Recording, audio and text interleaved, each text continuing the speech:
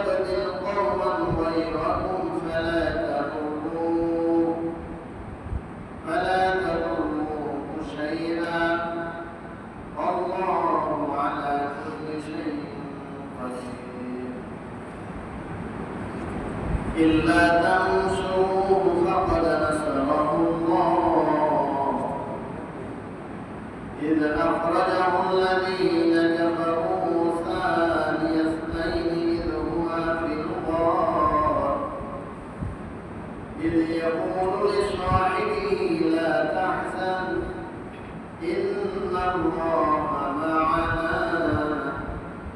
فأنزل الله سكينته عليه وأيده بجنود لم تروها وجعل كلمة الذين كفروا السفلى وكلمة الله هي العليا والله عزيز حكيم انفروا خفافا وثقالا وجاهدوا بأموالكم وأنفسكم في سبيل الله ذلكم خير لكم إن كنتم تعلمون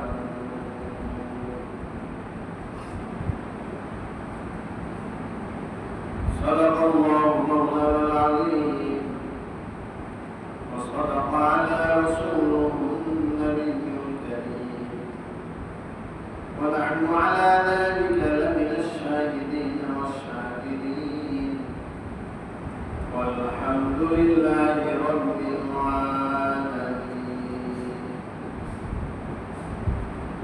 الحمد لله. سورة التوبة 37 থেকে নিয়ে 40 পর্যন্ত চারটি আয়াত তেলাওয়াত করব।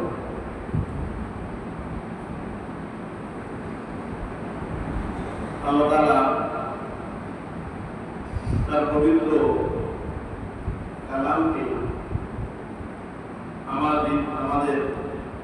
আমাদের সকলের হৃদয়ে ধারণ করে বুঝে আমল করে ব্যক্তি জীবনে, পারিবারিক জীবনে, সামাজিক জীবনে, রাষ্ট্রীয় জীবনে, আন্তর্জাতিক জীবনে বাস্তবায়ন করার তৌফিক দান করো। সকলে বলি আমিন। কোরআন কেন নাযিল হয়েছে, কোরআন কেন আমাদের জন্য এসেছে, এটা আমাদের সামনে সকলের সামনে পরিষ্কার। কোরআন শুধুমাত্র গলায় তাবিজ বাঁধার জন্য আসেনি, কোরআন শুধুমাত্র চুমু খাওয়ার জন্য আসেনি, কোরআন সম্মানের সাথে গেলাফ বন্দি করে শোকেছে তাকে উঠিয়ে রাখবেন, ঘরে বরকত হবে, এই জন্য কোরআন আসে। কোরআন এসেছে অমানুষকে মানুষ বানানোর জন্য। সমাজে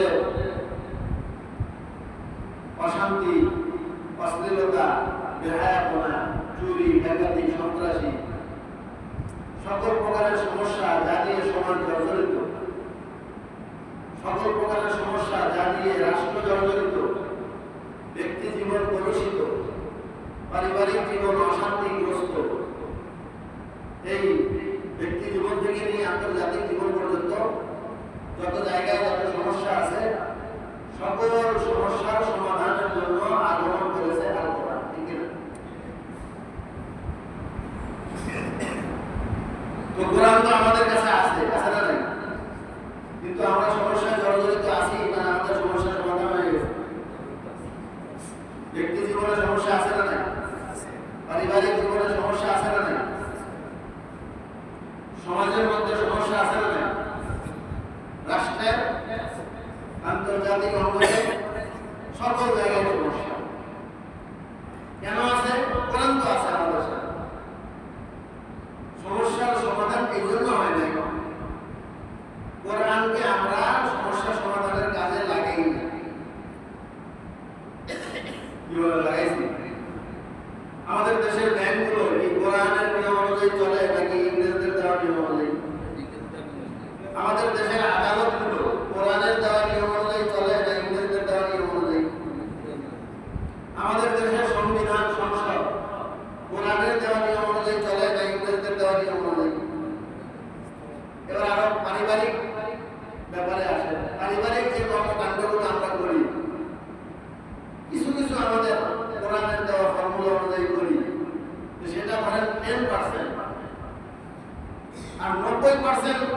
পারিবারিক কাজগুলো আমরা শয়তানের দেওয়া, শয়তানের দোষর, ইহুদি খ্রিস্টানদের দেওয়া ফর্মুলা অনুযায়ী আমাদের পরিবারের কাজগুলো করে ঠিক কিনা? আমাদের বছর করতে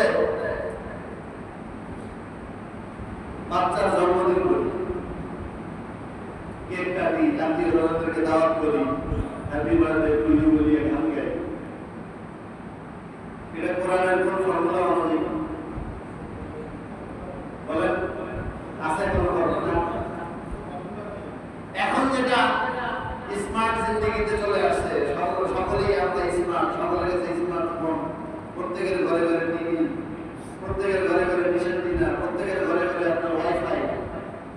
এই যে একটা আধুনিক জীবন আমরা যাপন করতেছি, রাত 12টা 1টার আগে কেউ ঘুমায় না, আর বেলা 9টা 10টার আগে কেউ জাগে না, ঠিক কিনা বলেন? এই সমস্যা কোন পরিবারে নেই? আছে না নাই? প্রত্যেকটি পরিবারে এই সমস্যায় জর্জরিত। আচ্ছা বলেন, এই যে আমরা নতুন এক লাইফস্টাইল আমরা তৈরি করলাম, এটা কি কোরআনের দেওয়া ফর্মুলা অনুযায়ী না ইংরেজদের দেওয়া ফর্মুলা অনুযায়ী? তাহলে আমাদের পারিবারিক জীবনে, আমাদের পারিবারিক জীবনে সমস্যা বাড়ছে না কমছে? আগের তুলনায় এখন বিবাহ বিচ্ছেদ কম হয় না বেশি হয়? আগের তুলনায় স্বামী স্ত্রীর ঝগড়া কম হয় না বেশি হয়? আগের তুলনায় এখন পরকীয়া প্রেম কম হয় না বেশি হয়? আগের তুলনায় খুন, ধর্ষণ, আত্মহত্যা, গুম কম হয় না বেশি হয়? মানুষের রোগ শোক আগের তুলনায় কমছে না বাড়ছে? এত টিকা, এত চিকিৎসা বিজ্ঞানের ডেভেলপমেন্ট, এত উন্নতি, কিন্তু আমাদের সমস্যা কিন্তু তার চেয়েও সমাধানের রাস্তা যত বাড়ছে, সমস্যার রাস্তা তার চেয়েও বেশি বেড়ে গেছে। তার কারণ কি? কারণ একটাই, সমাধানকারী কোরআনকে আমরা ব্যবহার করি না, কোরআন আমরা পড়ি না, কোরআন আমরা বুঝি না, কোরআন দিয়ে আমরা নিজেদের জীবনকে বাস্তবায়ন করতে হবে এই সিদ্ধান্তের উপরেই আমরা নিজেরাই একমত হতে পারি না। রাষ্ট্র তো দূর के बाद, সমাজ তো দূর के बाद, পরিবার তো দূর के बाद, আগে নিজের ব্যক্তিকে কোরআন অনুযায়ী আমি আমাকে কোরআনের উপর উঠাবো, এই সিদ্ধান্ত আমরা কয়জন নিতে পেরেছি? এই কারণে আজকে আমরা ব্যক্তি জীবন থেকে নিয়ে আন্তর্জাতিক জীবন পর্যন্ত সমস্যায় জড়িত। ঠিক কি না? এই জন্য আমাদের প্রয়োজন কোরআন পড়া, কোরআন বোঝা, কোরআন দিয়ে জীবন করা, ব্যক্তি জীবন থেকে নিয়ে আন্তর্জাতিক জীবন পর্যায়ে কোরআনকে সফল বাস্তবায়ন করা। যে যতটুকু করতে পারবো আল্লাহ তাআলা তাকে ততটুকু শান্তির মধ্যে রাখবে। বলেন আলহামদুলিল্লাহ। আজকে আমরা সূরা তাওবা যে 37 নম্বর আয়াতটা পড়লাম, একটু দেখি আল্লাহ তাআলা এর ভিতরে আমাদের জন্য কি মেসেজ রেখেছেন। ইন্নামান নাসিউ জিয়াদাতুন ফিল কুফরি। নাসি শব্দের অর্থ হলো ভুলে যাওয়া। যারা কাফের, বেঈমান, বেঈমান, আল্লাহকে যারা বিশ্বাস করে না, তারা মূলত আল্লাহর নিয়ামতকে ভুলে যায়। নাসি মানে হলো ভুলে যাওয়া। আচ্ছা আপনারাই বলেন, ভুলে যাওয়া এটা কি ভালো না খারাপ? ভুলে যাওয়া এটা ভালো না খারাপ?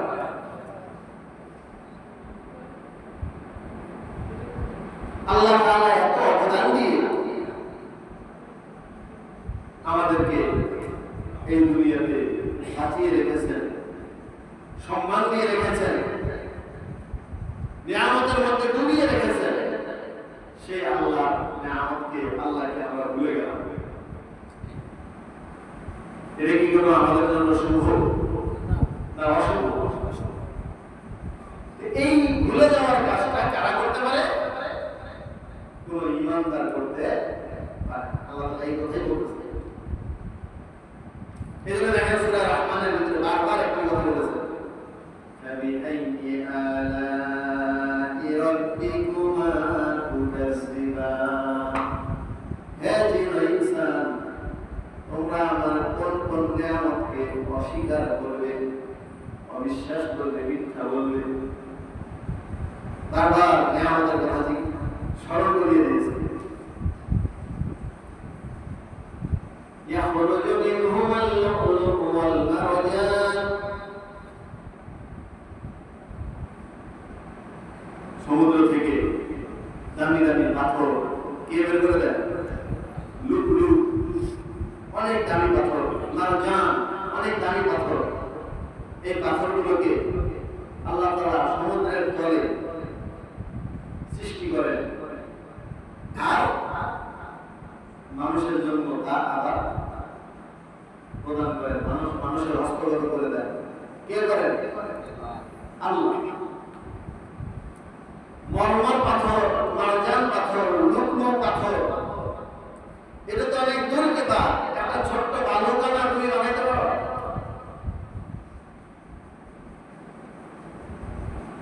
তোমার কুদরতে তোমার ক্ষমতায় তোমার ইচ্ছায় তো কিছুই নাই যেই আল্লাহ তোমাদের জন্য এত কিছু সৃষ্টি করবে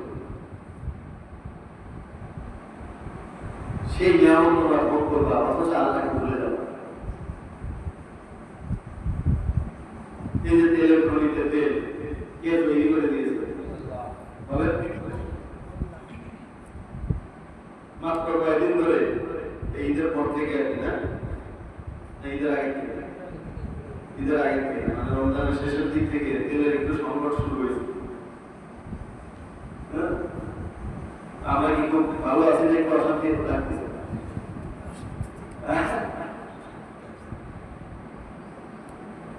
একটু তেল সংকটের কারণে কি অশান্তি শুরু হয়ে গেছে আর বেড়েল তেল আসতো আর সমানে আমরা খরচ করতাম তেল দিয়ে বিদ্যুৎ তেল দিয়ে গাড়ি চলে তেল দিয়ে বাইক চলে তেল দিয়ে ট্রাক বাস উড়োজাহাজ সব চলতেছে তেল দিয়ে না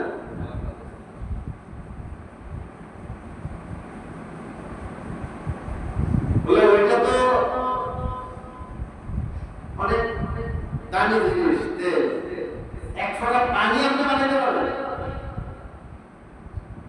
যেটা একবারে সহজলভ্য সব জায়গায় পাওয়া যায় একটা এক ফোঁটা পানি আপনি বানিয়ে দেখান তো আমি পানি বানিয়েছি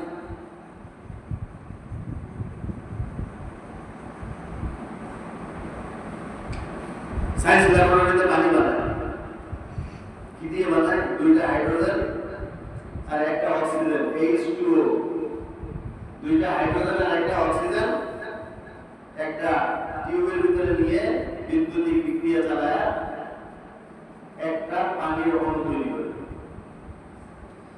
এজন্য পানির অণুর নাম হলো H2O দুইটা হাইড্রোজেন একটা অক্সিজেন মিলে একটা পানির অণু তৈরি এক ফোঁটা মানে এক বিন্দু পানি তৈরি এবারে তুমি যে এক বিন্দু পানি বানাইলা পানির যে একটা অণু বানাইলা তুমি তো আল্লাহর দেওয়া দুইটা হাইড্রোজেন মিশর একটা অক্সিজেন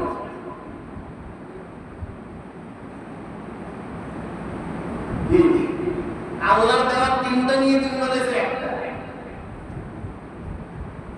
আর আল্লাহ সমুদ্রের ভিতরে কি পরিমাণ পানি তৈরি করেছে তার কাছ থেকে অক্সিজেন চেয়েছিল আল্লাহ তার কাছ থেকে হাইড্রোজেন চেয়েছিল আল্লাহ তো সেই আল্লাহ নয় যে আল্লাহ কারো কাছে চাওয়া লাগে আল্লাহ তো সেই আল্লাহ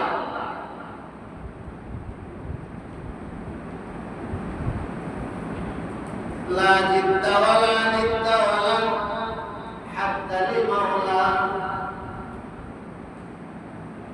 এমন আল্লাহ যার কোনো বিপরীত নেই এমন আল্লাহ যার কোনো সমকক্ষ নেই এমন আল্লাহ যার কোনো সীমানা নেই তিনি হলেন আল্লাহ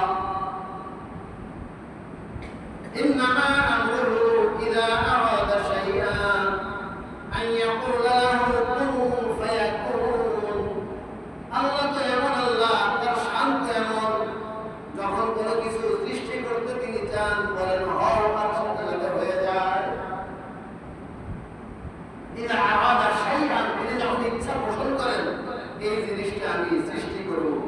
সঙ্গে সঙ্গে সেটা সৃষ্টি হয়ে যায়।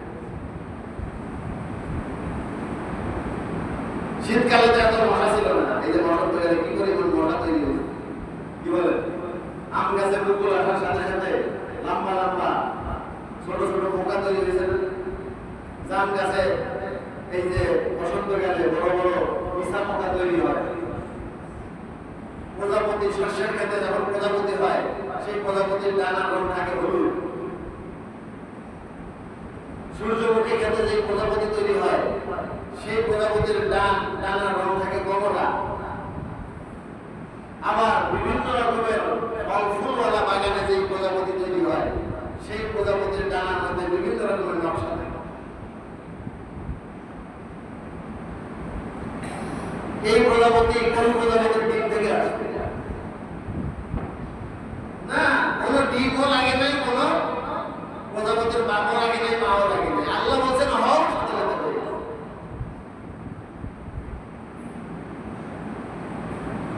আল্লাহ হও বললেন হয়ে যায়, কিচ্ছু লাগে না।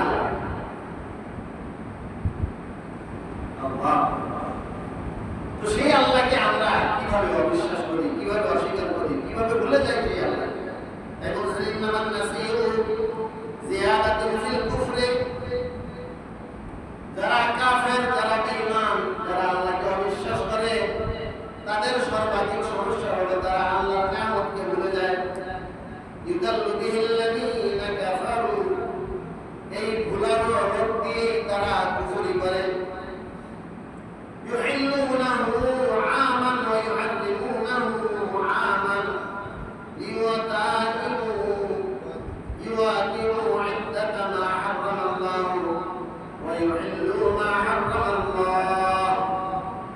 আল্লাহ যেটাকে হালাল বানায় তারা এটাকে হারাম বানায় ফেলে, আর আল্লাহ যেটাকে হারাম বলে তারা ওইটাকে হালাল বানায় ফেলায়। আল্লাহর হুকুম তারা ভুলে যায়, আল্লাহর বিধান তারা ভুলে যায়, নিজের ইচ্ছা মতো মন করা যা খুশি তাই করে।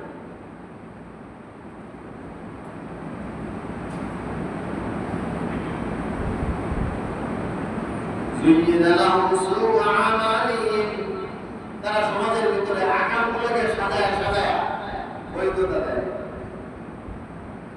ট্রান্সজেন্ডার, পুরুষে পুরুষে বিয়ে, মহিলা মহিলা বিয়ে, এই সমস্ত নানাবিধ শরীয়তের খেলাফ, আল্লাহ তাআলার বিধিবিধানের খেলাফ বিভিন্ন আইন বিভিন্ন দেশে, কাফের দেশের ভিতরে দাঁড়িয়ে আছে না? বলেন আছে না? আল্লাহ যেটাকে হারাম করেছেন তারা সেটাকে কি করেছে? হালাল বানাইছে। আল্লাহ যেটাকে হালাল বানাইছে তারা সেটাকে কি বানায়? হারাম বানায়। এটা বলি আল্লাহ হালাল বানাইছে আর এরা হারাম বানাইছে। এরকম তো আমাদের বাংলাদেশে আছে। কি আছে বলেন তো? 18 বছরের নিচে বিয়ে দেওয়া হারাম। হারাম মানে নিষেধ আর কি। হারাম মানে কি? নিষেধ। মহিলাদেরকে, মেয়েদেরকে 18 বছরের নিচে বিয়ে দেওয়া কি আমাদের বাংলাদেশের রাষ্ট্রীয় আইনে অনুমতি আছে না? নিষেধ। নিষেধ। আল্লাহ এটা কি করছে বলেন? আল্লাহ হালাল করেছে। একজন পুরুষ 4টি বিয়ে করতে পারে, স্ত্রীর অনুমতি লাগবে না, যদি পুরুষের সংগতি থাকে, ক্ষমতা থাকে। শারীরিক সংগতি, আর্থিক সংগতি, দুই রকমের সংগতি যদি পুরুষের থাকে তাহলে সে একাধিক বিয়ে করতে পারবে, 4-এর অধিক না। আমরা সমাজের দিকে তাকাইলে দেখা যায় যে সমাজ এটাকে ভালো চোখে দেখে না। 2 বিয়ের কথা বললেই সেই পুরুষকে আমরা লজ্জা আটকে দিই, অশান্তি সৃষ্টিকারী বলে আখ্যা দিই, তাকে খারাপ দৃষ্টিতে দেখি। আবার দেখা যাচ্ছে যে কারো কারো ক্ষেত্রে 4-এর বেশিও বিয়ে করে ফেলছে, আছে না?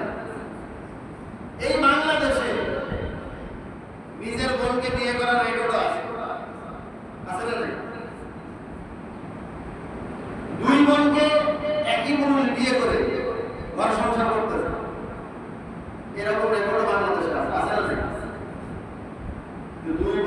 একসাথে বা একই সংসারে নিয়ে আসা ইসলাম জায়েজ করছে না হারাম? ফুপু ভাইজি দুইজনকে একই সাথে নিয়ে সংসার করা জায়েজ নাই। খালা ভাগ্নি দুইজনকে একই সাথে নিয়ে সংসার করা কি নাই? জায়েজ নেই। এরকম অনেক বিধিবিধান আছে যেগুলো আল্লাহ হারাম করে দিয়েছেন, কিন্তু আমাদের সমাজ এটাকে জায়েজ করে দিয়েছে। মদ খাওয়া কি আমাদের সমাজে? রাষ্ট্র কি লাইসেন্স দেয় না? দেয় না। লাইসেন্স মানে কি? অনুমতি, অনুমোদন, মানে এটা জায়েজ, এটা বৈধ, করতে পারবা। খালি আমাদের লাভের অংশ দেবে, ট্যাক্স দিলেই যায়। বেশ্যাবৃত্তি আগে তো জেলায় জেলায় একটা দুটো পাড়া থাকতো, এর বাইরে কেউ শারীরিক ব্যবসা করতে পারতো না। এখন অভিজাত এলাকায় গুলশান, বনানী, উত্তরা প্রত্যেকটা বিভাগীয় শহরে, এমনকি জেলা শহরেরও বড় বড় হোটেল, বড় বড় জায়গায় গোপনে গোপনে অনুমতি নিয়ে এই ব্যবসা চালাচ্ছে। আসলে না বলেন? সমাজ জানে যে এখানে এটা চলে, কেউ কিচ্ছু বলে না। প্রশাসন জানে, রাষ্ট্র জানে, জনপ্রতিনিধি জানে, জনগণ জানে, কেউ কিচ্ছু বলে না। অর্থাৎ চুপচাপ এটা বলবে। জনগণ আছে হুজুরদের দোষ নিয়ে। হুজুরা কোন জায়গায় কি গন্ডগোল করলো, কার দিকে তাকাইলো, কিভাবে কথা বললো, নামাজে কি পা ফাঁক করে দাঁড়াইলো না, হাত কান পর্যন্ত উঠেছে না নাকি বুক পর্যন্ত উঠেছে, কোথায় বাঁধছে কোথায় বাঁধতে নাই, ঈদের সময় কয়টা জামা কিনছে, এগুলো নিয়ে আমাদের খুব গবেষণা। কিন্তু সমাজে এত বড় বড় অন্যায়, এত বড় বড় জন্য, এত বড় বড় অন্যায় অপরাধ চলতেছে, মাদক এমন ভাবে ছড়ায় গেছে। আমরা সবাই জানি যে অন্য কোনো জায়গায় মাদকের বিজনেস চলতেছে, কিন্তু কেউ কিছু বলি না। ওপেন জেনা, ওপেন মাদক, এগুলো পরিষ্কার হারাম এবং কবিরা গুনাহ। এগুলো যদি ওপেন চলে, মা মিন কওমিন ইয়ামালুনা ফীহিম বিল মাআসি, যদি একটা কওমে, যদি একটা সম্প্রদায়ে, যদি একটি সমাজে ওপেন অপরাধের কার্যক্রম চলে, ইয়াকদিরুনা আলা আন ইউগাইয়িরু, সমাজের নেতৃস্থানীয় ব্যক্তিরা, নীতি নির্ধারক ব্যক্তিরা, প্রশাসক, জনপ্রতিনিধি, জনগণ চাইলে সেটা বন্ধ করতে পারে, পালাম ইউগাইয়িরু, কিন্তু তারা নিজেদের পকেটের দিকে তাকিয়ে, নিজেদের স্বার্থের দিকে তাকিয়ে, নিজেদের আত্মীয় স্বজনের দিকে তাকিয়ে, আমি আরেকজনের মাদক কিভাবে বন্ধ করবো, আমার ছেলে তো মাদক খায়, আমার পরিবারের লোকেই তো এই অপরাধে জড়িত, আমি সমাজের অপরাধ কি করে বন্ধ করবো, এই জন্য চুপচাপ আছে। আর যারা ব্যবসায়ী তারাও চিন্তা করে যে কোন জায়গা থেকে বাধা আসতে পারে, এই জন্য তার পরিবারে সন্তানকে আগে ধরায় যাতে করে ওই জায়গা থেকে বাধা না আসে। এইভাবে অবৈধ অন্যায় কাজগুলো যখন কি হয়ে যায়, সমাজে বৈধ হয়ে যায়, আল্লাহ তাআলা তখন বড় ধরনের আযাব, বড় ধরনের গজব দেয়। মা মিন কওমিন ইয়ামালুনা ফীহিম বিল মাআসি ইয়াকদিরুনা আলা আন ইউগাইয়িরু ওয়া লাম ইউগাইয়িরু ইল্লা আসাবাহুল্লাহু বিইকাবিন ক্বাবলা আন ইয়ামুতু, তাদের মৃত্যুর আগেই তাদের উপরে এমন আযাব, এমন গজব আসবে যে তারা কল্পনা করতে পারে। এই যে বিশ্বব্যাপী যুদ্ধ শুরু হয়েছে, এটা আল্লাহর একটা গজব, আল্লাহর একটা আযাব। মাত্র কয়েক বছর আগে করোনা মহামারী গেল, এটা আল্লাহর একটা গজব, আল্লাহর একটা আযাব। বাংলাদেশে ভূমিকম্প গেল, বড় বড় ভূমিকম্প, এগুলো আল্লাহর গজব, আল্লাহর আযাব। এই যে এখন অনাবৃষ্টি, খরা চলতেছে, বৃষ্টির প্রয়োজন, বৃষ্টি হচ্ছে না, গরমে অতিষ্ঠ হয়ে যাচ্ছে জীবন, তেলের অভাব, দ্রব্যমূল্যের দাম আবার নিয়ন্ত্রণহীন, মানুষ তার ইচ্ছা মতো কিছুই করতে পারতেছে না, এগুলো আল্লাহর আযাব, আল্লাহর গজব।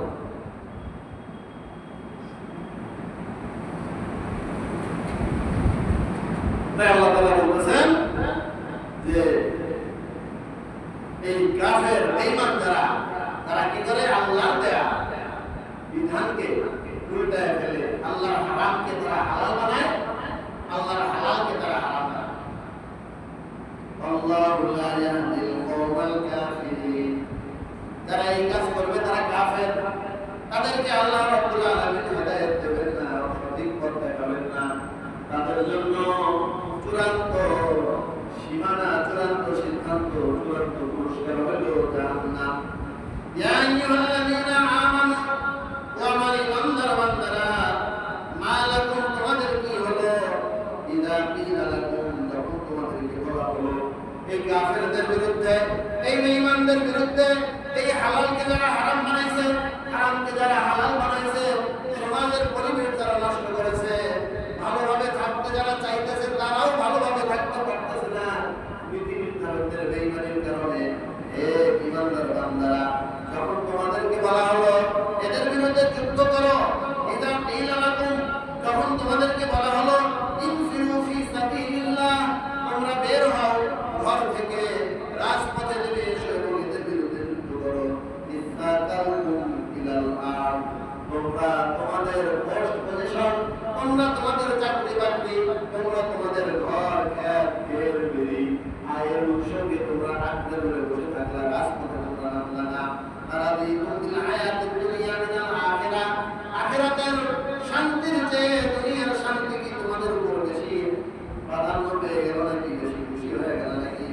তাহলে জেনে রাখো, ফামা মাতাউল হায়াতিদ দুনিয়া, তোমরা জেনে রাখো দুনিয়ার হায়াতের জিন্দেগি, নিয়ামত সমূহ ফিল আখিরাতি, আখিরাতের তুলনায় ইল্লা কলিল, অত্যন্ত কম, অত্যন্ত স্বল্প। ইল্লা তানফিরু, তোমরা যদি আল্লাহর রাস্তায় বের না হও, যুদ্ধ না করো, রাজপথে যদি না নামো, ইউআযযিবুকুম আযাবান আলীমা, তোমাদের উপর আল্লাহ তাআলা কঠিন শাস্তি দেবেন। ওয়া ইয়াস্তাবদিল কওমান গায়রাকুম, তোমাদের পরিবর্তে অন্য কাউকে দিয়ে আল্লাহ তাআলা তার দ্বীনের কাজ করায় নেবেন। ওয়ালা তাদুরু শাইআ, তোমরা আল্লাহর দ্বীনের, ইসলামের কোনো ক্ষতি তোমরা করতে পারবে না। আল্লাহু আলা কুল্লি শাইইন কাদির, নিশ্চয়ই আল্লাহ সকল কাজের ব্যাপারে ক্ষমতা রাখেন। আল্লাহর ক্ষমতা আছে না নাই? আছে।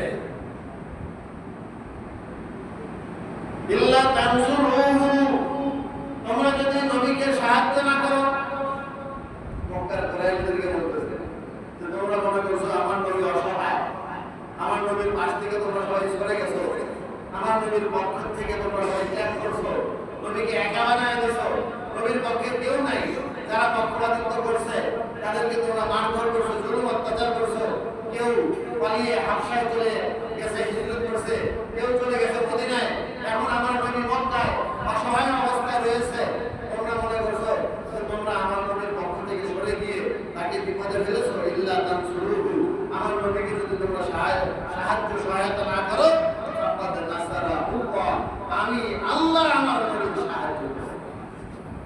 ইমানদাররা সাহায্য কে করবেন? আল্লাহর পথে যারা কাজ করবেন তাদের সাহায্য কে করবেন? আল্লাহ।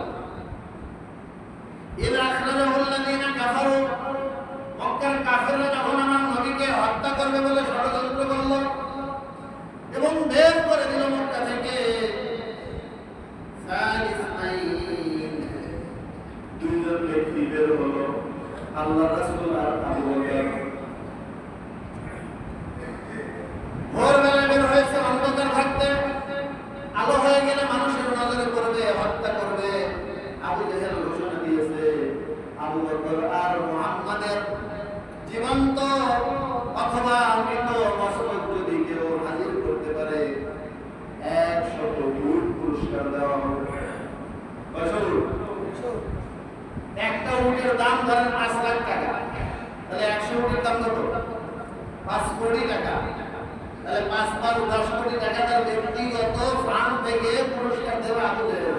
তাহলে ওই বেটার হাতে কি পরিমাণ টাকা ছিল? রাসূলের কাছে কি এত টাকা ছিল?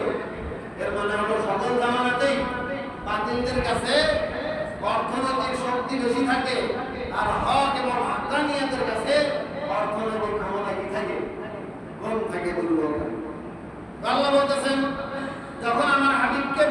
ছিল, সাথে ছিল আবু বকর। সানি সাইনি ধুমা ফিল গার, কাফেরদের নজরকে ফাঁকি দেওয়ার জন্য যখন ওই যে গারে সুরের ভিতরে লুকাইল, পালায়ন করলো, ইয ইয়াকুলু লিসাহিবিহি লা তাহজান ইন্নাল্লাহা মা'ানা। খুঁজতে খুঁজতে খুঁজতে খুঁজতে আবু জেহেল নিজে তার বাহিনী নিয়ে যেতে যেতে সেই গারে সুরের গর্তের বুক পর্যন্ত গেছে। আবু বকর দেখতেছে যে আমাদের আশেপাশে কেউ আসছে। রাসূলকে বলতেছে, লম্বা কাহিনী, রাসূলকে বলতেছে, ইয়া রাসূলুল্লাহ, আমাদেরকে তো ওরা একটু মাথা নিচু করলেই দেখে ফেলবে, আর দেখলেই তো আমাদেরকে ধরে নিয়ে যাবে। আমরা তো মাত্র 2 জন, আর তারা তো অনেক, তাদের সাথে তো আমরা 2 জন অস্ত্রহীন যুদ্ধ করে পারবো না। তখন আল্লাহ রাসূল মুস্কি হাসি দিয়ে বললেন, ইয ইয়াকুলু লিসাহিবিহি লা তাহজান, আমার আবু বকর তুমি চিন্তা করো না, আমরা 2 জন নই, আমরা 3 জন। কয়জন? ইন্নাল্লাহা মা'ানা, নিশ্চয়ই আমাদের সাথে কে রয়েছে? আল্লাহ রয়েছে। তিনি এমন শক্তি, যেই শক্তির কাছে পৃথিবীর সমস্ত শক্তি ছিল। ফাআনজালাল্লাহু সাকিনাতা, রাসূলের এই বাণী শুনে আবু বকরের দিলের সকল পেরেশানি দূর হয়ে গেল। ওয়াইয়াদাহু বিজুনুদিন লাম তারাউহা, এমন সেনাবাহিনী দিয়ে আল্লাহ তাআলা তাদের দুজনকে হেফাজত করলেন যে সেনাবাহিনী তারা দেখে নাই। আবু বকর দেখে নাই, রাসূল দেখে নাই। কি ছিল সেই সেনাবাহিনী? একটা মাদ্রাসার একটা কবুতর। কি ছিল বলেন? একটা মাদ্রাসা ছিল, আর একটা কি ছিল? কবুতর ছিল। মাদ্রাসায় জাল মুনছে, আর কবুতরে ডিম পেড়ে ওইখানে তা দিচ্ছে। আবু জেহেল কয়, এদিকে বলি যা, তাই যে এই ভিতরে গর্ত আছে, দেখি একটু ভিতরে মোহাম্মদ থাকতে পারে। তো কি মাথা খারাপ? দেখতে যেটাই যে মাদ্রাসা জাল মুনছে, ওরা রাত্রে বানাইছে, যদি এখানে ঢুকতো তাহলে মাদ্রাসাটা শিখতো না। আরে বেটা, আমি আবুল হাকাম, জ্ঞান বিজ্ঞানের বাপ আমি, ওর জ্ঞান ওকে দূরে সরায় দিচ্ছে। এখানে কবুতর ডিমে তা দিচ্ছে, মাদ্রাসার জাল রয়েছে, এই গর্তের ভিতরে মোহাম্মদ ঢুকে গেলে চল এখান থেকে চলে যাবে। আল্লাহ তাআলা আবু জেহেলের জ্ঞান বিজ্ঞান দিয়ে, আর আল্লাহ তাআলার মাদ্রাসার বাহিনী দিয়ে, আর কবুতরের বাহিনী দিয়ে হেফাজত করেছেন কে? মুহাম্মদ রাসূলুল্লাহ আবু বকর সিদ্দিক রাদিয়াল্লাহু আনহু। আমি এই সফরে উঠি নাই, এর আগে বেশ কয়েকটা সফরে সেই গাড়ি চলে উঠছিলাম একাধিকবার। ওখানে এখনো কবুতর আছে। ওই কবুতরগুলো দেখলে মনে হয় এগুলো মনে হয় রাসূলকে যেই কবুতর পাহারা দিছিল সেই কবুতরের বংশ। মুহাম্মদ তাকে মায়া লাগে। লক্ষ লক্ষ কবুতর মক্কায়, লক্ষ লক্ষ কবুতর মদিনায়, লক্ষ লক্ষ কবুতর গাড়ে হেরায়, গাড়ে সুরে যেখানে যাবেন সেখানে। মরুভূমি কি খায় আল্লাহ তাআলা, কি রিজিক দিয়ে পালে, পানির ব্যবস্থা নাই, কিন্তু লক্ষ লক্ষ কবুতরকে আল্লাহ তাআলা পানি খাওয়াচ্ছে, দানা খাওয়াচ্ছে, গম খাওয়াচ্ছে, সব খাওয়ানেওয়ালাকে, পালনেওয়ালাকে বলেন। ফাআনজালাল্লাহু সাকিনাতা, আল্লাহ তাআলা তাদের দিলের ভিতরে প্রশান্তি দিয়ে দিলেন।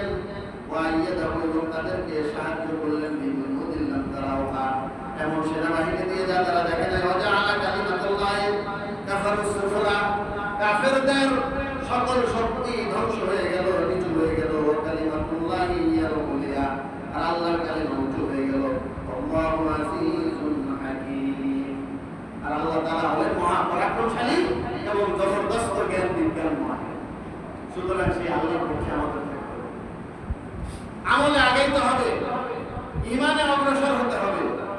রমজান চলে গেছে, শাওয়াল মাস মাঝামাঝি, পূর্ণিমা হয়ে গেল, আর ধরেন 14-15 দিন আছে। আমরা অনেকেই এখনো 6 রোজা রাখি, অনেকে আলহামদুলিল্লাহ রেখে ফেলেছি। আল্লাহ রাসূল বলেন, মান সামা রমাদান, যে রমজান মাসে রোজা রাখে, ও আত্মাহু সিত্তা, শাওয়াল মাসে আরো 6টা বাড়ায় দেয়, 30 আর 6 কত হলো? 36। আল্লাহ বলেন, মান জাআ বিল হাসানাতি ফালাহু আশরু আমসালিহা, তুমি তুমি একটা নেকের কাজ করলে আমি 10 গুণ বাড়াই দেব। তুমি 36টা রাখছো, আমি 10 গুণ বাড়াইলাম, তাহলে কয়টা হইল? 360। আরবির বছর হয় 355 এবং 360 এর মধ্যে। সুতরাং কান্না মুসাহিব তাহার আল্লাহ রাসূল বলেন সে যেন সারা জীবন রোজা রাখে। এজন্য সওয়াল মাসে 6টা রোজা পূর্ণ করব, ইনশাআল্লাহ সারা জীবন রোজা রাখার সওয়াব। আল্লাহ তাআলা আমাদেরকে আমল করবার তৌফিক দান করেন। যাতে সুন্দর ভাই